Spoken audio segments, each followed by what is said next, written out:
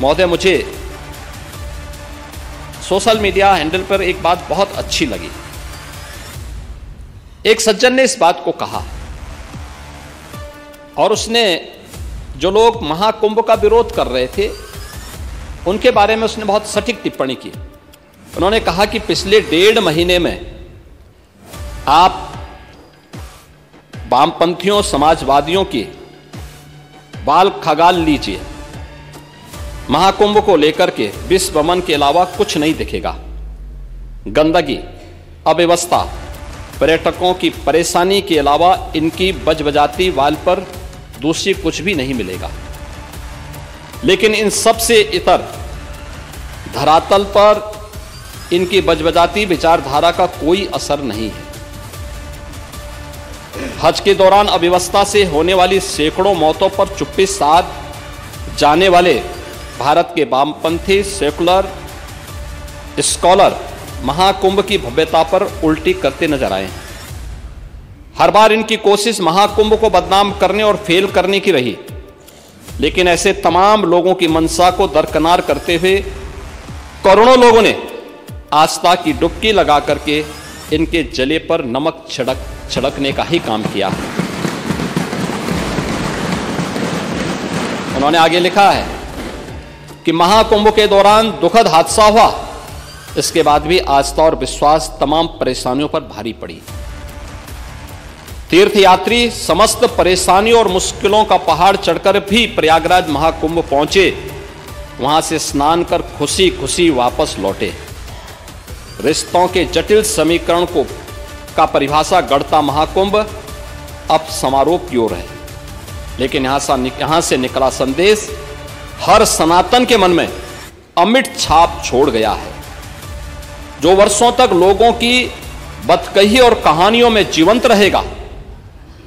हर तरफ अपनी मां और बुजुर्गों को महाकुंभ में अनाथ छोड़ देने वाले बेटे रहे हों, तो दूसरी तरफ अपनी सास को पीठ पर उठाकर कुंभ स्नान कराने वाली बहू भी रही है।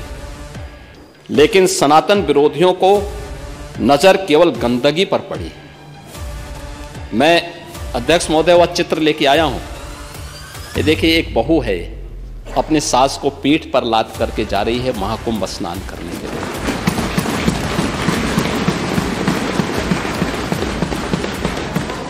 यही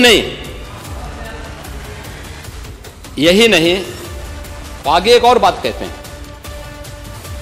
किसी ने सच कहा कि महाकुंभ में जिसने जो तलाशा उसको वह मिला।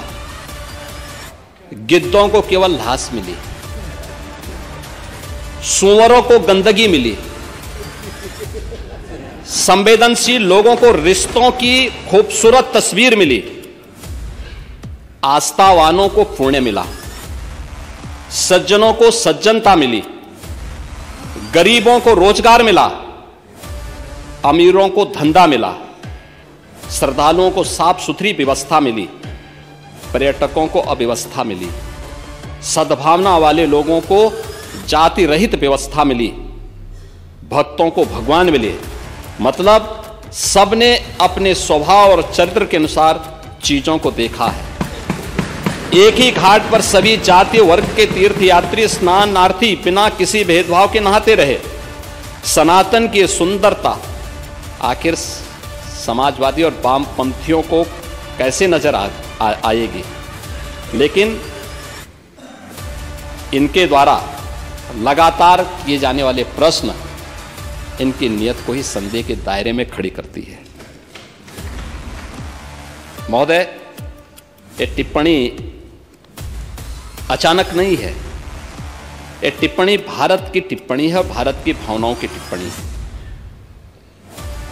और जो स्वयं कुछ कर नहीं सकते थे, जिन लोगों ने अपने समय में इस पूरे आयोजन को अव्यवस्था और भ्रष्टाचार का शिकार बनाया था, आज वे महाकुंभ पर इस प्रकार की टिप्पणी करके भारत की भावनाओं के साथ ही खिलवाड़ करने का काम कर रहे हैं।